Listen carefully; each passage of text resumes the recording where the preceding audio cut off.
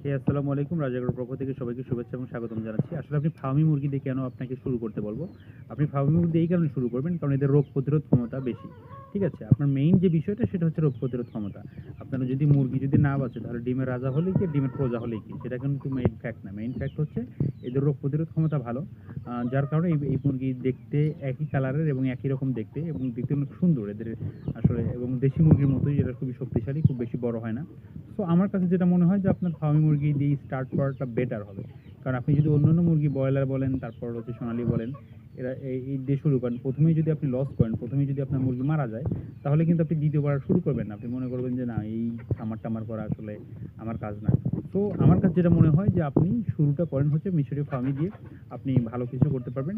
ভালো থাকবেন সবাই। আমার চ্যানেলটাকে যারা সাবস্ক্রাইব করেছেন ধন্যবাদ এবং যারা করেননি অবশ্যই করে ফেলবেন। আমি নিয়মিত হচ্ছে ভিডিও দেই, বিভিন্ন টিপস এবং ট্রিকস দেই। ধন্যবাদ সবাইকে। আসসালামু আলাইকুম।